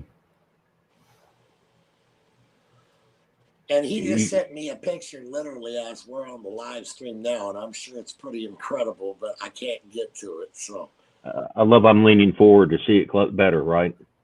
Okay, so this isn't the picture. It's the one of the little white creature with like fins on his head. I got you. Yep. I'm getting there. Yep. Hold on. Let me get rid of that one. So I've got, okay. 1 second. Yep. Daniela's so much faster at this. All right, let's try this one. Nope, same one. Same one. How about that one? Can you see that one? No, still the sunset. It was a pretty sunset, though. Yeah, that's an Australian sunset. It's a fluffy sunset. How about now? Yep. Huh. Now, this guy's just walking around the woods. It almost looks like what you would think a leprechaun would look like. How about this right here? Yeah, that's it. You think, Chad? I mean, is that kind of leprechaun-y? I see fins on the side of its head and what looks like the back of its head. It looks like he's smoking a cigarette, though, too. So is this video or is this just a picture? What is this? Trippy. This is either live video or this was a snapshot while live. Is this the only one? I mean, I'd just like to see a comparison of somebody going back. That's the only one of that one. But I mean, to ask for two of them, I mean, you know what I mean? I mean, we were lucky enough that he was able to picture this. And I literally only send this. I only send this because if you can take Donnie Miller's story and you can believe that, you can be there with that story, then look at that creature, because that creature is real. And that's the type of thing that Donnie saw.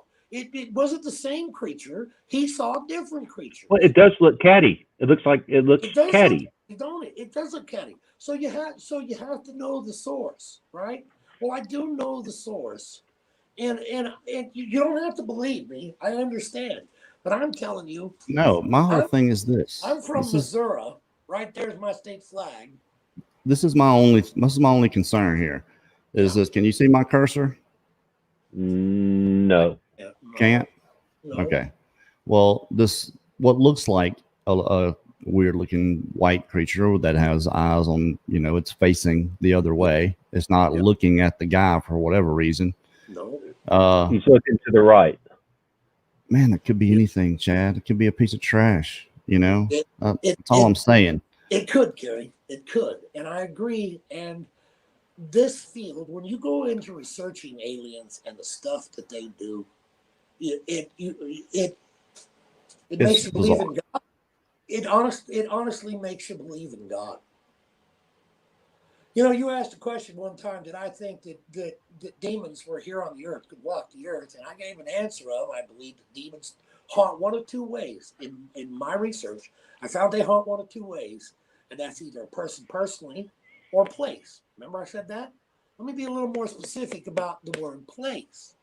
What I mean by place is a house, a building, a hospital, woods, a forest. Right. I say this about pictures all the time. It's all about context, and having a frame of reference. When you can take a picture, you can take a picture and zoom in on the bushes and make 30 faces out of all kind of stuff that's there. That's true. When there's something like that, that's obviously something there. Yes. The way it's behaving to me is kind of odd. It's not actually looking at the guy. It's kind of turned sideways, like Brad said, like a cigarette in his mouth. I agree. It's kind of funny, but it's got symmetry. I'll give you that. And that's one of those things you look for. There's people will show you faces, and there's an eye here and an eye down here, and the mouth's kind of sideways. And, I always look for symmetry and bone structure. You said that. I'm glad you said that. So it's trippy. It's without a doubt trippy. So Brad, take this. Now take this in, guys. Let's delete the tribalism that has become religion and science, because that's what they are. They're tribalism. They're no longer real science, and they're no longer real religion. They're tribalism. So let's remove that out of our equation. Now we're just beings on a planet. Okay? Now we're just beings on a planet. If the insect-like ones are interested in the science of life, which they obviously are, and they're in the process of genetically changing us or other things, and they obviously are, then I've come to a personal understanding, and everybody understand. I'm not saying this is the way it is. This is the way I deal with every strange creature I see now, and it's helped me. Brad, you asked me, has this helped me? This has helped me tremendously. That's all that matters. That's all that should Yeah, matter. I mean, it really is. It's all that matters. So let me tell you what has helped me This tremendously. is your Odyssey. Understand that people like has sent me that creature right there. The things that have helped me understand that they could be real, and that if I trust them, that they are real. Like Donnie and his cat people. The thing that tells me that they're real is this. It seems to be that under the genetic propagation of the insectivorous ones, if you are alive, you are allowed to be alive. So, if you're a hybrid creature and you're not, your gangly, you haven't quite come out right, whatever it is, you're stationed in the forest with other things that are allowed to live. Elon Musk. I'm face planting on the concrete here. This is where I end my research career in public, right? So I'm just telling No, I you. think a lot of people are tracking with you actually. Yeah, no, a lot of people are digging it. I can't see it, and I'm glad I can't. But so all creatures under that guise are allowed to live. And so if you had genetic experiments that you're allowing to live in the forest, you station some grays with them so that they don't get ran up on or found out, right? You make them the forest division, like the 25th Tropic Lightning in Hawaii or something, or the Mountain Division or something, You make sure they have protection, they have representation, they're not going to be ran over by a bunch of hunters or something. That's the way I deal with it, is that all creatures are allowed to live. All creatures created are allowed to have their life. And that doesn't fall outside the guidelines of religion either. What do I think Bigfoot is? I think Bigfoot is a pre-Adamite. For people who don't know what a pre-Adamite is, you need to find out what a pre-Adamite is. It says that you mean before Adam and Eve? That's right. People think that we were the first. We were not the first, and it says it right in the first 4 books of the Bible. It says that when Cain killed Abel and Adam banished him out, that Cain went out and took a wife from the pre-Adamites. Well, if you believe in the DNA from Melba Ketchum, they're a lot younger than we are, according to what she said. The oldest that she found mitochondrial DNA was about 80,000 years old. We go back 210 to 230,000 years, according to we just show up out of nowhere, obviously created. Yeah, we show up out of nowhere. Yeah, we absolutely show up out of nowhere. So people live under common misnomers. Like, here's what I'm going to blow you away. And this ain't mine. I'm going to blow everybody away here. Are you ready? Everybody's going to be blown away by this. I was. Greg Braden on Gaia, I saw him one time quote something that's absolutely incredible. Do you know why when you look into the sky and you see the plane of the Milky Way across the stripe of the sky and not across the horizontal plane? Because we're in the ecliptic. No, because we're not a part of the Milky Way galaxy, Kerry. We live in the Sagittarius dwarf galaxy, which is colliding with the Milky Way galaxy. Come on, man. You could still see if you were on the plane, the ecliptic, you could still see the rest of the galaxy, sure. That's why it runs in a stripe across the sky, Kerry. That's why it runs like this and not like this. That's why it runs like this. Because I think that's just orientation. So do the work. Do the work, buddy. You be a researcher. You do the work. We live in the Sagittarius dwarf galaxy. 5 minutes ago, you thought you lived in the Milky Way galaxy. I know. I still think that. I know. I'm sorry. I know, but you don't. Okay, fair enough. Fair enough. You say I don't. I'm gonna go with you and check for myself. The orient. Kerry will. I mean, kid you not, he will do it. Yeah. And I'll hear about it tomorrow. And I wanted to, because, I can't. It's hard to give people grad school level information because it sounds like magic. It's Well, it like, doesn't sound like magic. It just sounds like your opinion, and that it we do value that here. Don't think that we don't. I'm like I said before, I'm just an idiot, and I'm going to act like one sometimes. Well, and until there's something written in stone, this is what makes this, a beautiful conversation. Yeah. So when a special abductee decides that they're going to be a Bigfoot researcher, what is the stuff that they get to see? They are the insectoid ones would know already that they have a program participant there that they could, if they wanted to, control in any way they wanted.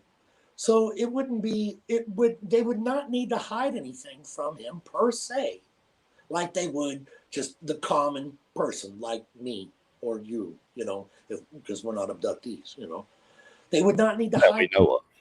Yeah, that we know of. Yeah, that we know of. And so that would be a small explanation for that. But I get to Brad, I get to looking at creatures like we just saw there. I listened to Donnie's story about the cat people.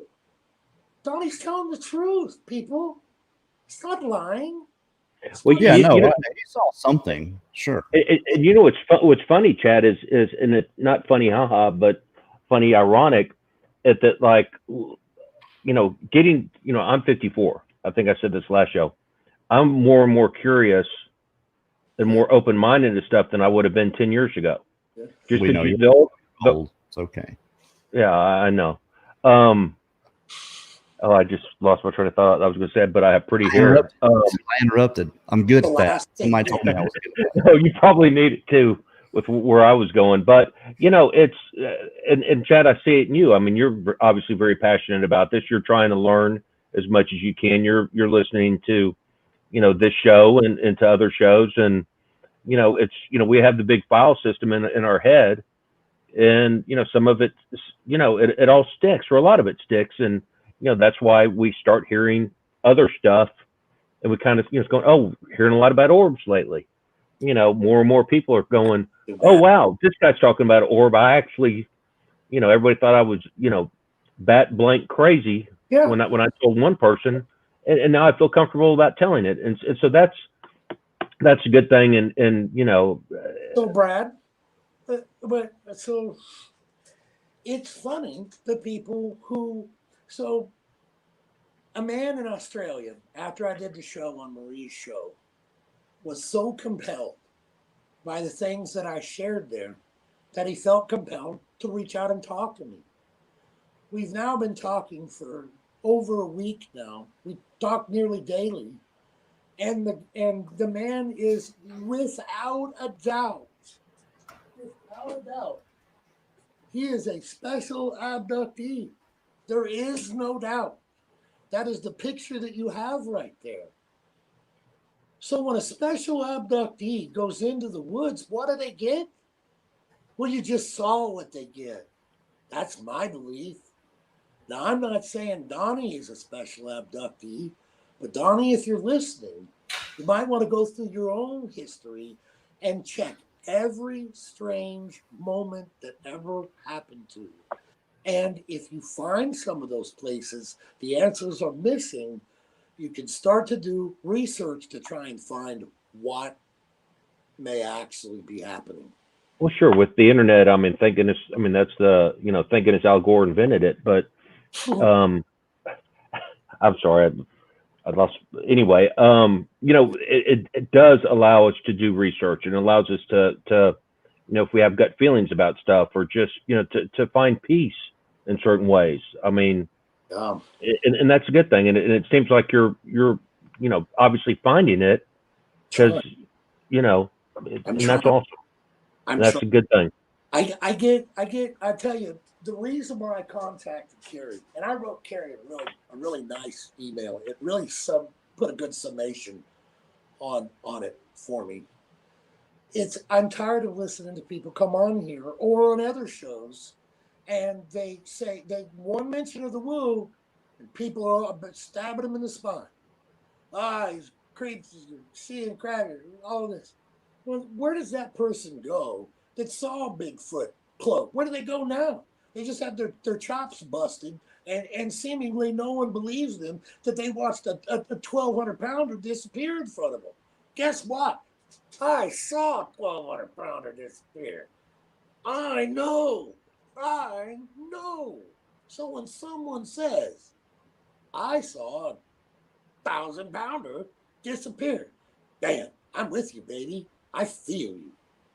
And that's the beauty of, you know, what we're doing right now, you know, to the, you know, period, end of subject. I mean, that is the beauty of what we're doing. So Mark Barton, I've thought a lot about what happened to Mark Barton. Let me say this. What predator that sits in a group outside a little plastic building and asks someone to come out so they can kill him? Think about that. You know what I mean? And Mark, if you're listening, I'm not dissing you. I'm going to try and give you a better explanation for what may have happened because I've given it a decent amount of thought. Sounds like some kind of rules. So, right. So, I said earlier that the separation of the ETs from those above and those below is the Luciferian tell. So, let's say that that is literally the Luciferian tell. That eons ago, one came down here, tried to give us knowledge, quote unquote. It was a bad thing, and they got banished to here. Right? That's the story. Now, if you take what happened to Mark, I don't know Mark personally. None of us do. We don't know what kind of person Mark is, first of all. And I'm not saying it's good or bad. I'm saying no one knows what kind of person Mark is. But if he has been out there in the woods and the Greys have been out there with him, then they know everything about him that they want to know, without a doubt. And I would be willing to go as far as to say that if the Greys are out there with the Bigfoot, Sasquatch, whatever, that are out with them, then they're all probably under the semi-permanent to permanent condition of being able to speak telepathically. Well, on that note right there, we're almost 2 hours in. This is Bigfoot Odyssey, and obviously I wanted to hear your Bigfoot experience. We kind of got off into this other stuff, and there's dissenting opinions about all that stuff in there. I wasn't aware we were going to get into all this other stuff, but hey, we did it. We went there, and I'm glad you got it out. I'm glad it made you feel better. We definitely, Thank you, Kerry. Absolutely. You're welcome back anytime. We'll get you on the researcher's report to talk about your other stuff, and we'll make sure that it's prefaced what we're going to Okay, let all the Gandalf, Billy Meyer jokes start now. Gandalf. No, I don't think anybody's making fun of you at all. Not at all. I would like to say that I just committed researcher suicide because serious abductee researchers are not going to touch this subject. It's absolutely too much fire to the flame. You don't walk up to the bonfire and throw a gas can in it. There's always got to be the first one, though, right? Well, this needed to be done. This needed to be said. These things need to be said so that the people who are having these experiences can maybe better understand, because they don't have the research that say I do or other people do, and they can make sense of what happened. Fish. Still don't know if he said it, but it was in my head. You just heard it, or you just heard it in your head. You know the word fish came out. They wanted your fish, and they got them. They did. Not my fish. Yes, sir. They sure got them. But hey, we appreciate everybody showing up here tonight. Chad, thank you so much for coming on. Brad. Thanks, Brad. Thank you, Chad. Thank you, everybody in the chat for the kind words. Yes, love and prayers for Mary and you. I know that's your father-in-law. I appreciate that. We don't all get along with our in-laws, but I know you did. Yeah, he was a great man. Great man. He will be sorely missed. And you were blessed. I was blessed because I had two fathers. Well, I actually had. Well, I'm not even going to go there, but yes, I was very blessed, without a doubt. Thanks, everybody. Y'all have a good night. Take care, Chad.